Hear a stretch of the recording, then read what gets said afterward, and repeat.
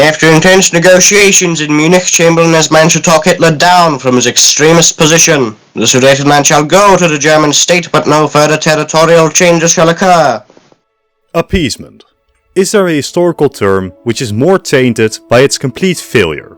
Very doubtful. But was the policy completely idiotic? Also no. France and Britain simply weren't ready for war and needed the extra time to militarize. The Germans had very swiftly built up the most modern armies in Europe, and who knows, there is always a chance that this really is the final German demand. Or this, or this, or this, or this, or this. But with the power of hindsight, I can say that the French and the British would have had a much easier time if they had simply called the German bluff. When Germany's army started growing, the Allies could have forced compliance. When the German forces moved into the Rhineland, they had the explicit order to immediately retreat if the French and the British contested. And even during the Sudeten crisis, should Germany have really pushed it into a war, German forces would have grinded down on Czech defenses, finding themselves surrounded by enemies, and Germany would have been cooed by the army, who would have been unenthusiastic about a losing conflict.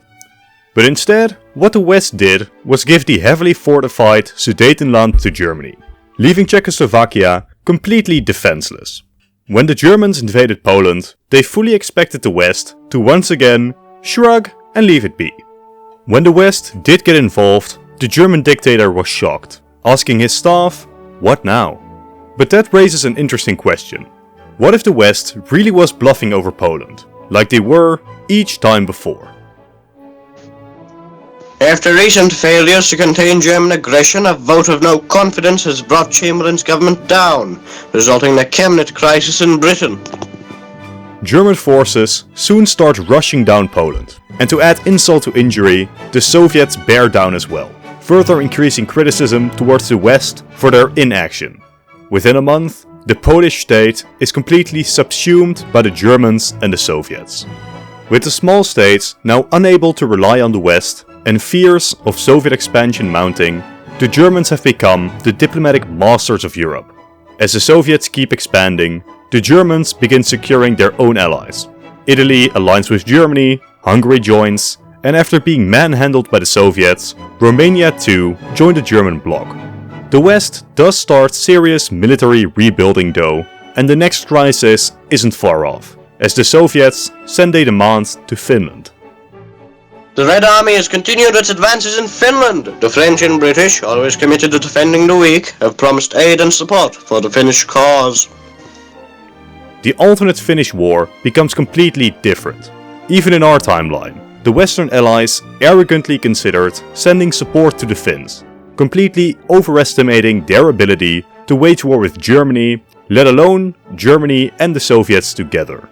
But in this alternate timeline, while being at peace with Germany, Finland becomes a sticking point for the West. They couldn't protect Czechoslovakia, they couldn't protect Poland. But at least, we will defend Finland from the specter of communism. The West wouldn't join the war fully, at least not yet, but they would send crucial supplies to Finland, allowing them to mount an ever more impressive defense than in our timeline. Small expeditionary forces also make their way into Finland, with the Soviets' embarrassing military display and the very real fear that the West may get involved in full would see the Soviets, embarrassingly, be forced to back down from Finland. Thanks to British and French actions, the forces of good have once again bested those of evil. The Soviet advance toward Helsinki has been halted and peace in Europe has again been secured. But I think we all know what happens next. The German leadership has been focused on a singular objective: destroying the Soviet Union. This war would transform the entire political climate of Europe, turning it completely upside down. With the West already having accepted German hegemony over Eastern Europe and the true extent of German crimes not yet known, the West would simply see the hated communists, set on destroying the Western way of life, getting invaded by the Germans. While France is still not enthusiastic about seeing their enemy grow, Britain starts silently cheering it on.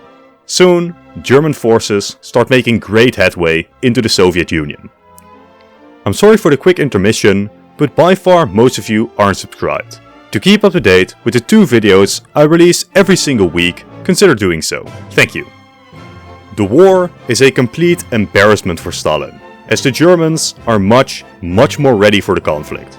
They don't have any other front lines to worry about, they don't have to redirect forces to support the Italians, they have to occupy a lot less territory, they don't have to worry about where or if the British may land, they haven't lost pilots and planes fighting the British, there are no worries about attacks on German industry, and with Britain not involved, the Americans too care little about supporting the communists against the Germans.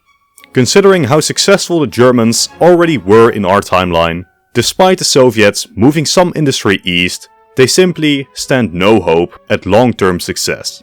That's not to say that the war is easy. The Soviets fight bravely, and German progress stalls significantly after the first year, but by 1944, the Soviets basically break. The Germans have won. Rejoice! Rejoice! The Germans have achieved success! Following the death of Premier Joseph Stalin, the entire rotten structure of the Soviet Union came crashing down. The Western territory is to be divided between German protectorates, while anarchy rules over the East. After this German victory, it's about time we set our sights to Asia. The Japanese are still fighting in China, but without Germany, their dreams of striking the Western colonies becomes increasingly unrealistic. Should they try, Britain, France and the United States can spend their undivided attention in defeating them. At the same time though, Japan has basically driven themselves into a corner. They were failing to make significant new progress in China, and being the resource-poor nation that they are completely reliant on imports from the West to even keep the war going. Imports which could be cut very easily. Should Britain or the US decide to stand up for China, the Japanese would suddenly start to face resource shortages and inevitably be pushed back by a Chinese army supplied by the West. The West don't even have to get involved directly.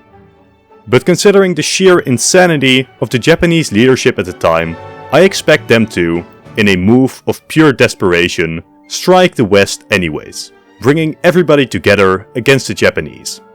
While the Japanese do achieve some early victories due to the shock factor, with Germany and the Soviets still locked into conflict, the West can fully focus on bringing down the Japanese. Around 1944, even without nuclear weapons, the Japanese are forced to surrender after the Emperor realizes the pointlessness of continuing, while entire cities are being firebombed into oblivion.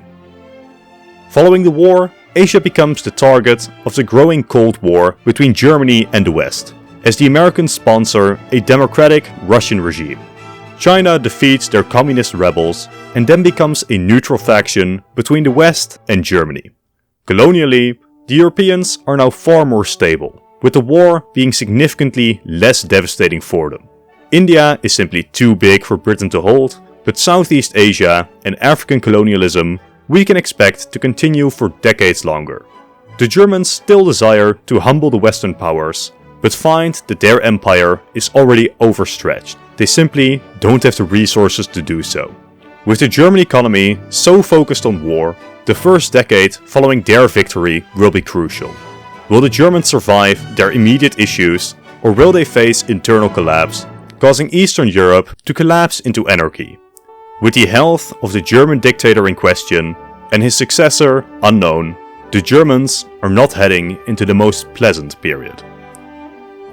An iron curtain has descended over Europe as German crimes have come to light. No self-respecting state should continue to deal with this barbaric state. America and Britain are now the beacons of liberty and good in the world. May God be on our side. But that's it for today. Like, comment, subscribe, and click on one of the two videos on screen now to keep watching.